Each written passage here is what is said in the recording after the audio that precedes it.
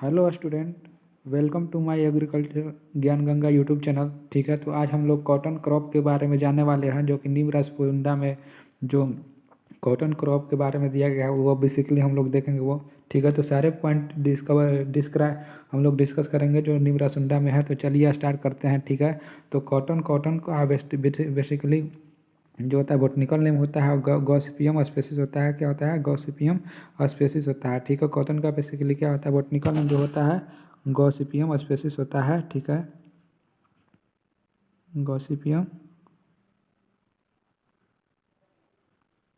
Gossypium spaces होता है cotton का स्पेसिस। वो जो बोटनिकल नेम क्या होता है? गॉसिपियम स्पेसिस होता है। हमेशा याद रखिएगा, कॉटन का जो बोटनिकल नेम क्या होता है? गॉसिपियम स्पेसिस होता है। ठीक है, तो चलिए स्टार्ट करते हैं। इसका जो इसको क्या वाइट गोल्ड भी बोला जाता है। ठीक है, और इसको क्या बोला जाता है? वाइट गोल्ड भी बोला जाता है। ठीक है, कॉटन को इसको क्या बोलता है? कॉटन को कि वाइट गोल्ड भी बोला जाता है। इसको इसको किंग्स ऑफ अप्रेजल फाइबर भी बोला जाता है। किंग्स ऑफ अप्रेजल फाइबर भी बोला जाता है। ठीक है, तो कॉटन को क्या बोला जाता है? अप्रेजल फाइबर भी बोला जाता है। ठीक, किंग्स ऑफ अप्रेजल फाइबर भी बोला जाता है। अगला पॉइंट हमारा बीटी बोल रहा है कि BT cotton is effective against ball worm paste complex of cotton. जो बीटी कॉटन हमारा बेसिकली है किसके अगेंस्ट जो होता है? इफेक्टिव है। तो बॉल वर्म पेस्ट जो इसमें बेसिकली मेजर पेस्ट जो कॉटन में लगते हैं बॉल वर्म, उसके अगेंस्ट जो होता है बीटी कॉटन इफेक्टिव है। अब आगे अगला पॉइंट हमारा है in India BT cotton is grown about 8.4 million hectare. ठीक है, इन 2009 मतलब 2009 में जो होता है इंडिया में बीटी कॉटन का ग्रोइंग कितना किया था? 1.4 मिलियन हेक्टेयर जो फील्ड पे था ग्रोइंग किया गया था। लेकिन अभी जो डाटा होगा चेंज हो गया होगा, तो उसके हिसाब से देख लीजिएगा। Basically 80% of total cotton in cotton of area. ठीक है, इसमें क्या था? पूरे कॉटन में बीटी कॉटन कितना था? 86% था। ठीक है, एरिया के हिसाब में माना जाए तो। अब कॉटन का जो ओरिजिन प्लेस है, ठीक है, कॉटन का ओरिजिन प्लेस कहाँ पर है? तो इंडिया में है। ठीक है, कॉटन का ओरिजिन प्लेस कौन सा है? तो इंडिया है। ठीक है, अब एरिया एंड डिस्ट्रीब्यूशन देख लिया जाए वर्ल्ड लेवल पे, तो एरिया एंड डिस्ट्रीब्यूशन में जगह तो इंडिया का जो इंडिया में सबसे ज़्यादा एरिया कवर करता है कॉटन कॉटन जो होता है कॉटन का कल्टीवेशन में इंडिया जो सबसे बड़ा एरिया शेयर करता है। उसके बाद यूएसए, उसके बाद चाइना। ठीक है, इंडिया, यूएसए और चाइना। प्रोडक्शन के बारे में हमने बात किया था, प्रोडक्शन में सबसे ज़्यादा कॉटन चाइना में प्रोडक्शन होता है, उसके बाद यूएसए में होता है, उसके बाद इंडिया में होता है। ठीक है, अगर इंडिया में बात किया जाए तो इंडिया में महाराष्ट्र में सबसे ज़्यादा होता है, उसके बाद आंध्र प्रदेश और गुजरात में होता है। एरिया सबसे ज़्यादा कवर करता है कॉटन क्रॉप में। और बात किया जाए इंडिया में तो प्रोडक्शन जो होता है महाराष्ट्र का प्रोडक्शन सबसे ज़्यादा है कॉटन में, और उसके बाद आंध्र प्रदेश, उसके बाद हरियाणा। ठीक है, तो रैंक बेसिकली इसी हिसाब से है, तो देख लीजिएगा आप लोग। चलिए आगे आगे हम लोग बढ़ते हैं। ठीक है, बेसिकली नोट कर लीजिए आप इतना पहले। तो चलिए आगे बढ़ते हैं।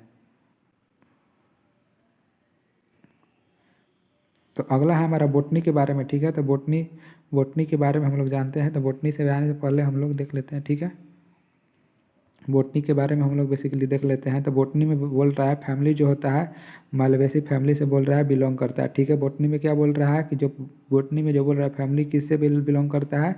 तो मालवेसी फैमिली से बिलोंग करता है। ठीक है, मालवेसी फैमिली से बिलोंग करता है। ठीक है, मालवेसी फैमिली से कल्टीवेटेड कॉटन इन एनुअल, ये कैसा क्रॉप है जो एनुअल क्रॉप कल्टीवेशन होता है। इसमें मतलब जो होता है एक स्पेसिफिक सीजन होता है जिसमें सोइंग से लेकर हार्वेस्टिंग तक हो जाता है, उसके बाद किल हो जाता है। ठीक है, तो उसको क्या होता है? एनुअल क्रॉप, उसको annual growing crop, annual cultivation बोलते हैं। तो ये बेसिकली क्या होता है? इसमें एक कैसा कॉटन जो है कल्टीवेट होता है, एनुअली कल्टीवेट होता है। टैप रॉप सिस्टम होता है। इसमें क्या कैसा रूट सिस्टम होता है? ये टैप रूट सिस्टम है। इसमें बेसिकली एक लीडर रूट निकला हुआ रहता है। ठीक है, उसी ठीक है, एक लीडर रूट निकला तो उसके बाद रूट का ब्रांचेज पूरे निकलते हैं। ठीक है, तो ये टैप रूट सिस्टम जो होता है, इसमें रूट का सिस्टम टैप रूट सिस्टम होता है। ठीक है, बात किया है टाइप ऑफ ब्रांचेज का, तो इसमें दो टाइप का ब्रांचेज होते हैं, मोनोपोडियल होता है और सिम्पोडियल होता है। मोनोपोडियल में होता है this are the axillary word known as vegetative branch. ठीक है, मोनोपोडियल क्या बोलते हैं? एक्जुलरी वर्ड होता है जिसको हम वेजिटेटिव ब्रांच भी बोलते हैं।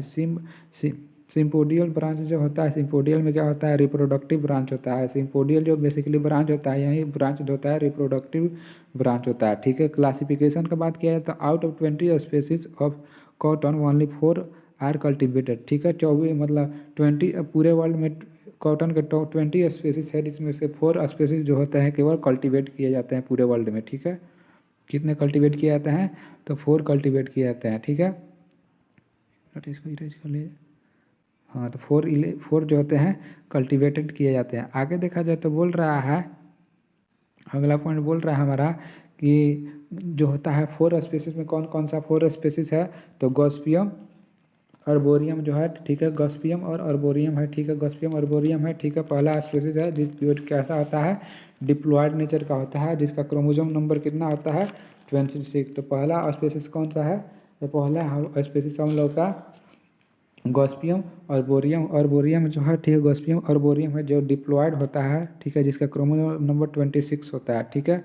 अगला पॉइंट देखा जाए तो अगला हम लोग का जो स्पीसीज है तो गॉसिपियम हर्बेसियम जो है, गॉसिपियम हर्बेसियम स्पीसीज है जो डिप्लॉयड होता है, इसका भी क्रोमोसोम नंबर 26 ही होता है, ठीक है।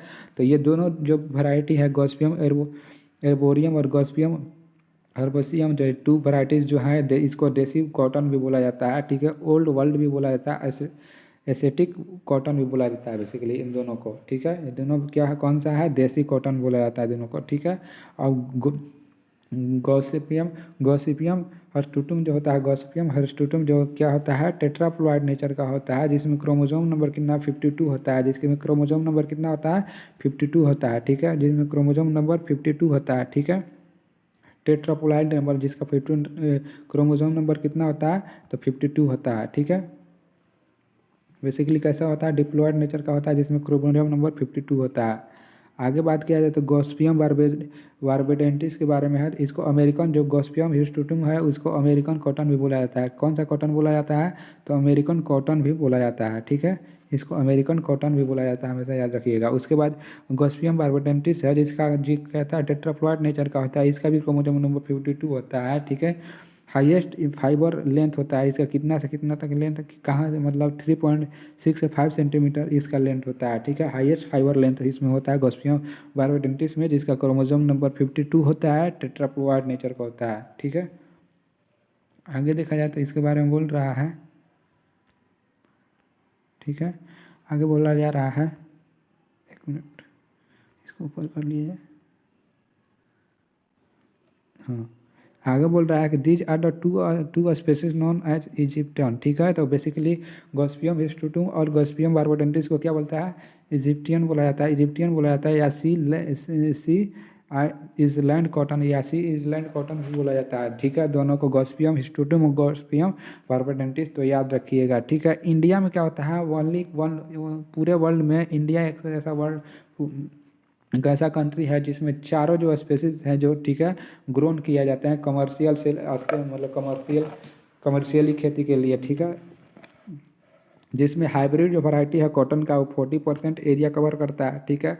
गॉसिपियम हिर्सुटम का 36% एरिया कवर करता है। गॉसिपियम हार्बोरियम का जो होता है 16% जो होता है एरिया कवर करता है। गॉसिपियम गॉसिपियम हर्बेसियम का जो होता है 8% एरिया कवर करता है।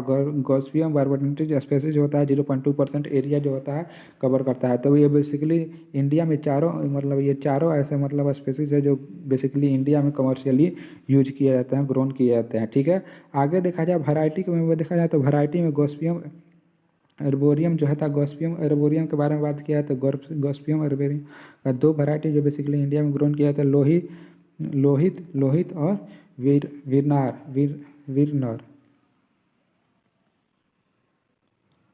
ठीक है। लोहित और विरनर जो होता है गॉसिपियम एर्बोरियम का जो वैरायटी है यूज किया जाता है, इतना नोट कर लीजिए। उसके बाद आगे चलते हैं। अगला पॉइंट बोल रहा है, ठीक है, अगला जो हम लोग का वैरायटी है, ठीक है, गॉसिपियम हर्बेसियम का जो होता है गॉसिपियम हर्बेसियम का जो होता है वैरायटी है दिग्विजय और संजय, 2 वैरायटी हैं दिग्विजय और संजय, ठीक है। और अगला जो होता है हमारा स्पीसीज गॉसिपियम हिर्सुटम जो होता है, इसका कौन सा वैरायटी है, तो गंगानगर अगेती, ठीक है, गंगानगर अगेती, बीकानेरी नरमा, ठीक है, निर्मा और महालक्ष्मी, ये 3 वैरायटी जो है गॉसिपियम हिर्सुटम का है, ठीक है। तो आगे चलते हैं। और गॉसिपियम बारबेडेंटिस का वैरायटी बोला जाता है सोविन सोविन और सुजाता है, ठीक है। सोविन और सुजाता दो वैरायटी है, वह गॉसिपियम बारबडेंटिस का मेन वैरायटी दो हमने। सुजाता जो होता है फर्स्ट स्प्रिंग वैरायटी होता है, ठीक है। वैरायटी होता है इजिप्टियन कॉटन, जो गॉसिपियम बारबडेंटिस है उसको इजिप्टियन कॉटन भी बोलते हैं, ठीक है।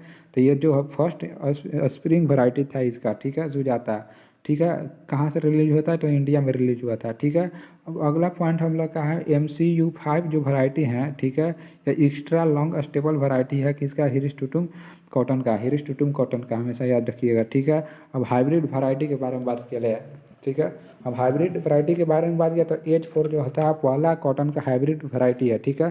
First commercially hybrid variety of cotton, first ये जो है कमर्शियली फर्स्ट हाइब्रिड वैरायटी है कॉटन का, ठीक है। हमेशा याद रखिएगा किसके बारे में दे रहा है, तो आपको दे रहा है, ठीक है। First variety commercially hybrid variety जो है कौन सा है, तो H4 है। एक मिनट, H4 जो है first commercially hybrid variety of cotton, cotton का फर्स्ट हमारा जो होता है हाइब्रिड वैरायटी होता है H4, ठीक है। इसको डेवलप किया गया था पहले क्रॉसिंग से, किसके क्रॉसिंग से डेवलप किया गया था, तो G67 और अमेरिकन नेक्टोरलेस से के क्रॉस से इसको डेवलप किया गया था। G67 और अमेरिकन नेक्टोरलेस जो दो वैरायटी, जो दो इस दोनों से क्रॉस किया था, क्रॉस करके डेवलप किया था किसने, डॉक्टर CT पटेल ने, ठीक है। गुजरात एग्रीकल्चर यूनिवर्सिटी सूरत में 1970 में, ठीक है।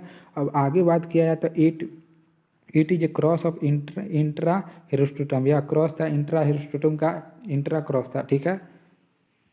आगे देखा जाए तो विजय लक्ष्मी के बारे में है, ठीक है। आगे कौन सा है, विजय लक्ष्मी के बारे में है, तो चलिए देखते हैं इसके बारे में।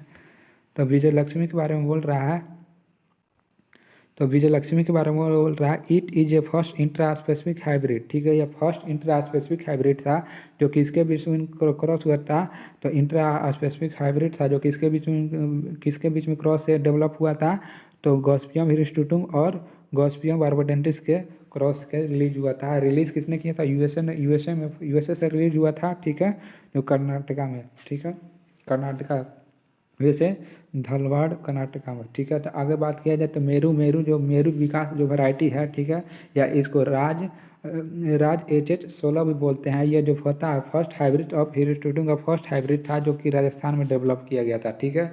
सविता और सूर्या के बारे में है तो ये इंट्रा स्पेसिफिक हाइब्रिड ऑफ हिरिस्टुटुम का क्या था, इंट्रा स्पेसिफिक हाइब्रिड सविता और सूर्या था। तो हमेशा ये बेसिकली हाइब्रिड के बारे में पूछ लेता, हाइब्रिड वैरायटी के बारे में, तो याद रखिएगा इन सबको, ठीक है। उसके बाद धन लक्ष्मी एक हाइब्रिड वैरायटी था, ठीक है। उसके बाद वो देखते हैं हम लोग का अगला पॉइंट जो है डिलीटिंग और डिफ्यूजिंग के बारे में है, ठीक है। तो डिलीटिंग और डिफ्यूजिंग क्या बेसिकली देखते हैं। बोल रहा है कि डन या डिलीटिंग या डिफ्यूजिंग जो होता है क्या आता है, कब क्या आता है, कंसनट्रेटेड सल्फ्यूरिक एसिड इनटू किस डन विथ, कैसे किया जाता है इसको, तो done with concentrated sulphuric acid into in a ratio of acid to cotton seed about 1:10, जो होता है इसका जो सल्फ्यूरिक एसिड का रेशियो लेते हैं इसमें कॉटन जो एसिड और कॉटन का बीच का मतलब जो होता है रेशियो 1:2 के कंसनट्रेटेड सल्फ्यूरिक एसिड से मतलब इसका किया जाता है, ठीक है। इससे क्या होता है कि सीड का ग्राइंडिंग हो जाता है, ठीक है। This help in grinding the seed, ये क्या करता है, सीड को ग्राइंडिंग करने में वर्क में काम करता है, ठीक है। आगे देखा जाए तो ये क्या करता है, किल करता है, किसको किल करता है, तो हिबरेटिंग इंसेक्ट स्टेज का क्या होता है,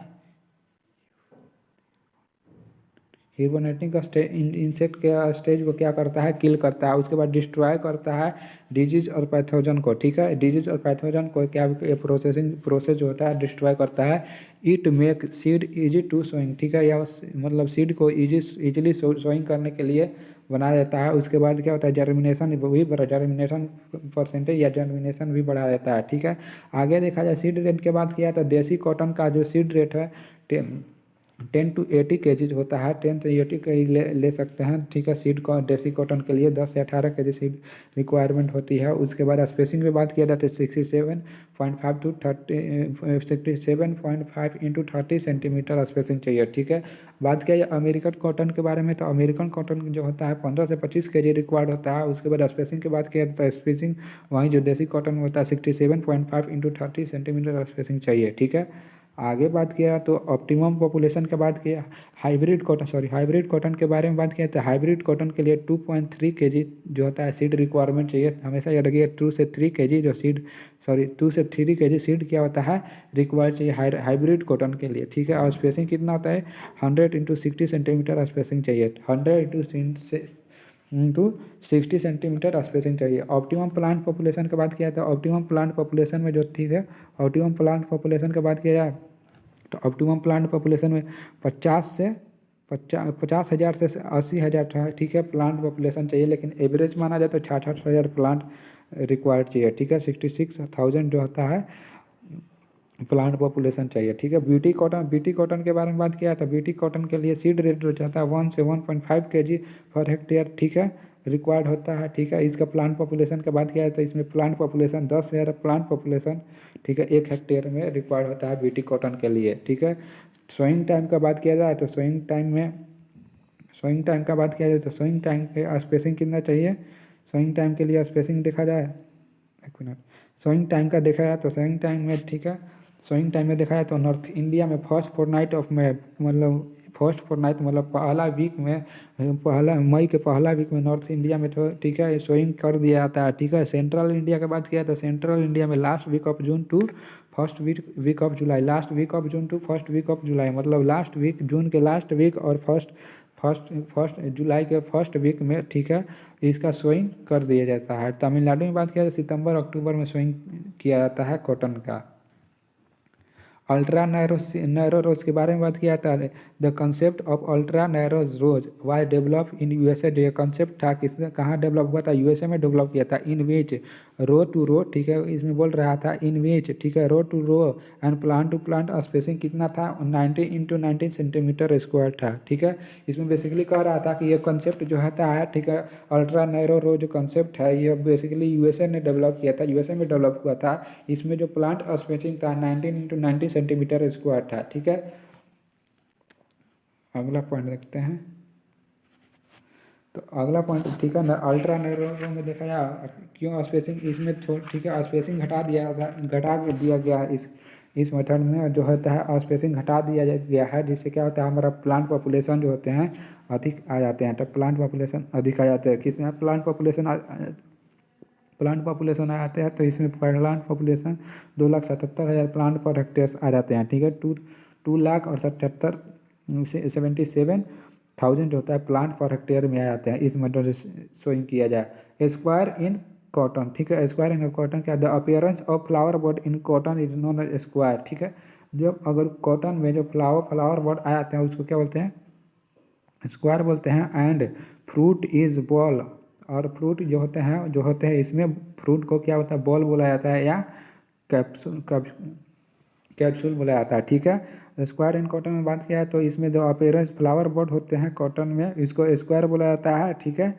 एंड जो फ्रूट होते हैं उसको बॉल बोला जाता है, एंड बॉल और कैप्सूल भी बोला जाता है, ठीक है। टॉपिंग में बात किया तो इसमें टॉपिंग में बोल रहा है कि रिमूविंग ऑफ टर्मिनल ग्रोइंग, ठीक है, टर्मिनल बोल रहा है कि removing of terminal growing point 1 from each plant at a height up to 1 से 1.2 मीटर, ठीक है, 80 से 90 days to protect from terminal growing, ठीक है। इसमें बेसिकली बोल रहा है कि टॉपिंग में क्या किया जाता है जो टर्मिनल ग्रोइंग पॉइंट है, ठीक है, एक बार उसको क्या किया जाता है रिमूव कर दिया जाता है, जिससे कि कहाँ से रिमूव किया जाता है अगर प्लांट 1 से 1.2 मीटर तक के हाइट पर हो जाए 80 से 90 दिन सोइंग करने के बाद, तो उस समय टॉपिंग किया जाता है। जो टर्मिनल बड होता है उसको क्या किया जाता है रिमूव कर दिया जाता है, ठीक है। इससे क्या होता है कि फर्दर जो टर्मिनल ग्रोथ जो होता है, ठीक है, टर्मिनल ग्रोथ जो होता है या साइड में ब्रांचेज जो होते हैं आ जाते हैं, इनक्रेज हो जाते हैं। इससे क्या होता है कि गुड बल्ब डेवलप होता है, ठीक है, बल्ब का डेवलपमेंट जो होता है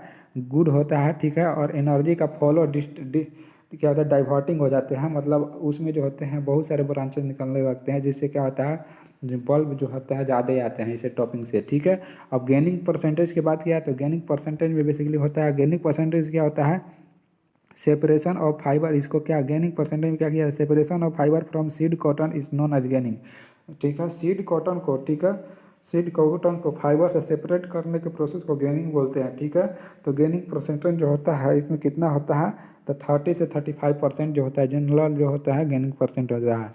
और वीड मैनेजमेंट का बात किया तो वीड मैनेजमेंट में देखते हैं, चलिए।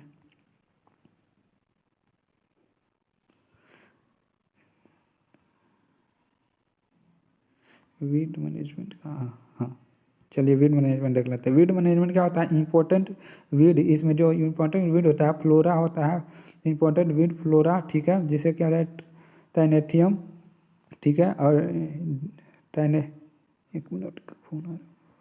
हाँ, तो जो इसमें क्या होता है इंपॉर्टेंट वीड फ्लोरा जो होते हैं ट्राइएंथीमा होता है, ठीक है, कि क्या होता है ट्राइएंथीमा होता है, ठीक है, ट्राइएंथीमा और इचिनोकोला होता है और डायसेरिया होता है, ठीक है। ये जो होता है ये सब वीड जो होते हैं इंपॉर्टेंट वीड होते हैं, ठीक है, किसमें कॉटन में। अब बोल रहा है कि प्री इमरजेंस या पोस्ट इमरजेंस स्प्रे ऑफ, किसका स्प्रे, ड्यूरन का। प्री इमरजेंस से पहले या पोस्ट इमरजेंस के बाद क्या होता है स्प्रे कर सकते हैं ड्यूरन का, ठीक है, at the rate of 0.5 kg per hectare, ठीक है। इसके हिसाब से 0.5 kg के हिसाब से पर हेक्टेयर में आप ड्यूरन का इमरजेंस से पहले या इमरजेंस के बाद क्या कर सकते हैं स्प्रे कर सकते हैं। Cotton is highly sensitive to 2,4-D। Cotton जो होता है 2,4-D का 2,4-D से जनरली हाईली सेंसिटिव होता है और किससे होता है ग्लाइफोसेट से भी होता है, ग्लाइफोसेट से भी होता है। और इंजरीड बाई ए स्प्रे ड्रिफ्ट, और क्या होता है इंजरी शो करने लगता है अगर ड्रिफ्ट से स्प्रे किया जाता है तो, ठीक है।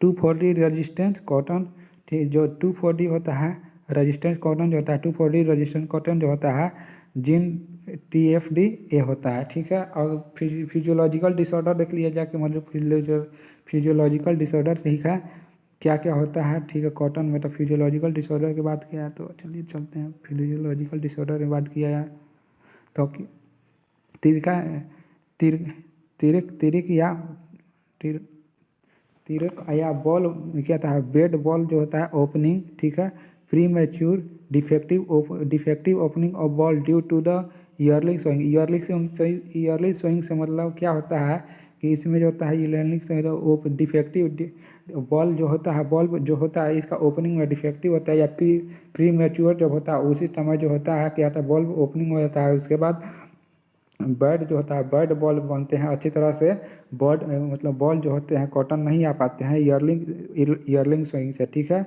ईयरलिंग स्विंग से। Water stress on light sunny, ठीक है, water stress on light sunny and in alkaline soil में या वाटर स्ट्रेस हो, ठीक है, लाइट सनी हो, ठीक है, तो उसमें भी क्या होता है या ईयरली स्विंग है उस समय क्या होते हैं कि बॉल जो होते हैं अच्छे नहीं आते हैं और क्या होता है कि प्री मैच्योर जो होता है बर्ड हो जाता है, ओपनिंग हो जाता है, जिसकी वजह से क्वालिटी जो होता है आपका बर्ड का जो होता है घट जाता है।